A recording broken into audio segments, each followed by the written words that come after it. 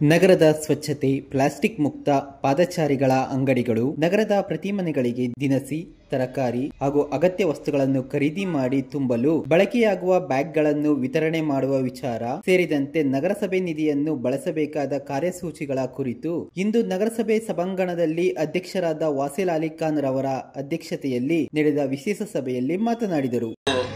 ವಿಶೇಷ ಸಭೆಯನ್ನು ನಾವು ನಮ್ಮ ನಗರಸಭೆ ಆವರಣದಲ್ಲಿ ನಾವು ಕರೆದಿದ್ವಿ.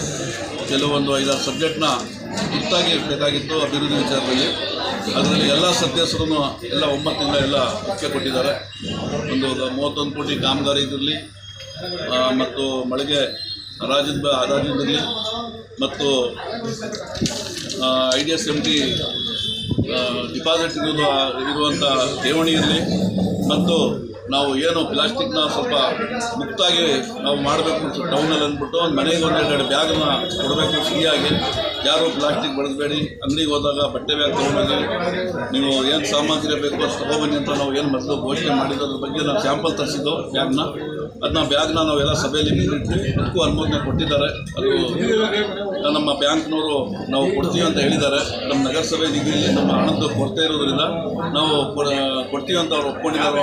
ಬ್ಯಾಂಕ್ ಆಫ್ ಬರೋಡಾ ಅವರು ಫ್ರೀಯಾಗಿ ಅವರೇ ಕೊಡ್ತೀವಿ ಅಂದ್ಬಿಟ್ಟು ಅಂತ ಸರ್, ಇದು ನಾವು ಸುಮಾರು ಒಂದು 23-24 ಸಾವಿರ ಬ್ಯಾಗ್ ಕೊಡಬೇಕಾಯ್ತು.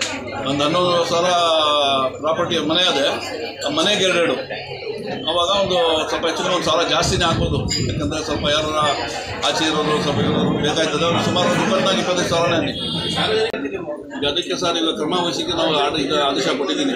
ಯಾರನ್ನ ಇರಲಿ, ತರಕಾರಿ ಮಾರೋದಿರಲಿ, ದಿನಸಿ ಅಂಗಡಿ ಇರಲಿ, ಯಾವುದನ್ನಾರ ಇಲ್ಲಿ ಹೋಗಿ ರೇಟ್ ಮಾಡಿ ಅವ್ರನ್ನ ಸುಮಾರು ಒಂದು 2,000, 5,000, 10,000 ಎಷ್ಟಾಯ್ತದೆ ಅವ್ರನ್ನ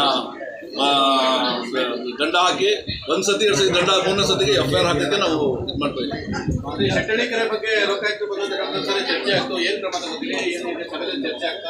ಸರ್, ಈಗ ಅವರು 1-2 ತಿಂಗಳಿಗೇನೋ ನಾನು ಪತ್ರಿಕೆ ನೋಡಿದೆ, 1-2 ತಿಂಗಳೇನೋ ಗಡುವು ಕೊಟ್ಟಾಗ 2 ತಿಂಗಳಲ್ಲಿ ನೀವೆಲ್ಲ ಸ್ವಚ್ಛತೆ ಮಾಡಿ ಫೆನ್ಸಿಂಗ್ ಹಾಕಿ ಅಂದ್ಬಿಟ್ಟು. ಇದೇ ಸಂದರ್ಭದಲ್ಲಿ ಪೌರಾಯುಕ್ತ ಮಹೇಂದ್ರ ಬಿ, ಸ್ಥಾಯಿ ಸಮಿತಿ ಅಧ್ಯಕ್ಷ ಚಂದ್ರಶೇಖರ್ ಹಾಗೂ ನಗರಸಭೆ ಸದಸ್ಯರು, ಕಚೇರಿ ಸಿಬ್ಬಂದಿಗಳು ಉಪಸ್ಥಿತರಿದ್ದರು.